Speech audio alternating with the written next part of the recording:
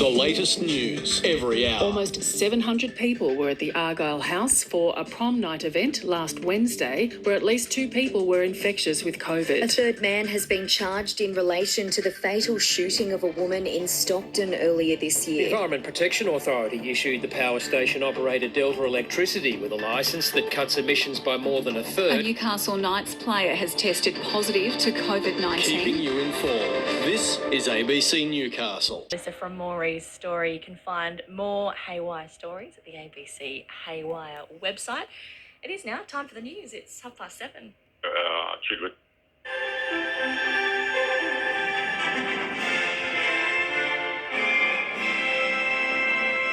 Good morning, Liz Farquhar with ABC News.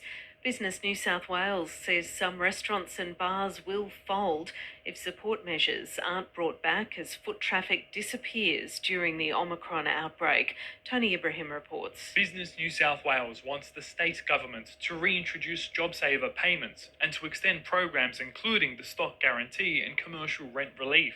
Director of Policy David Harding says there's a shortage of staff with many in isolation. We're calling for targeted and short-term support for those businesses that geographically are challenged. That tends to be the metropolitan areas. This is the support businesses that have done it really tough for 2 years. We've almost got to the finish line and just need to get over it. Premier Dominic Perrottet says he's holding active discussions with members of the hospitality industry. More than 22,000 residents in the Hunter New England district are recovering from COVID, while another 2 men have died. One was in his 80s from Lake Macquarie, the other was in his 60s from the Singleton area. 101 COVID-positive patients are in local hospitals, 8 are in ICU. Yesterday, there were more than 1,100 new cases reported in the local health district.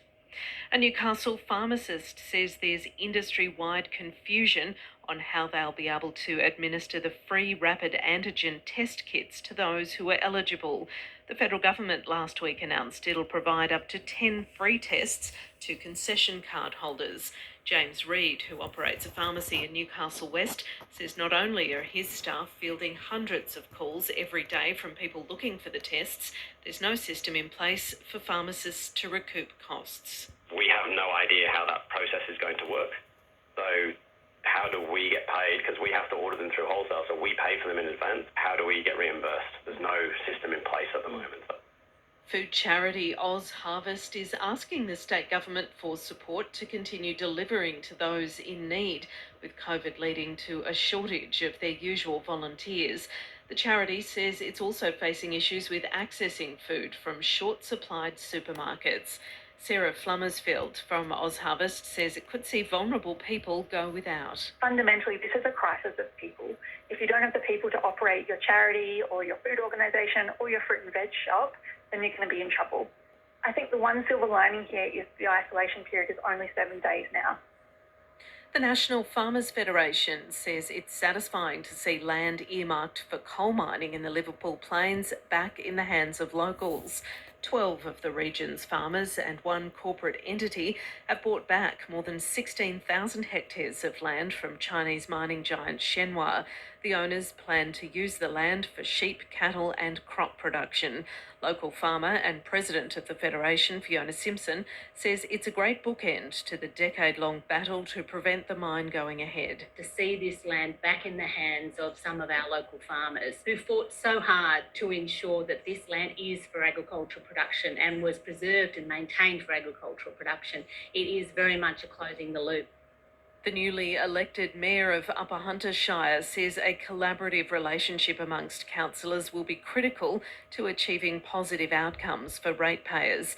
Maurice Collison was elected Mayor unopposed at an extraordinary meeting last night, while James Burns defeated Sue Abbott for the role of Deputy.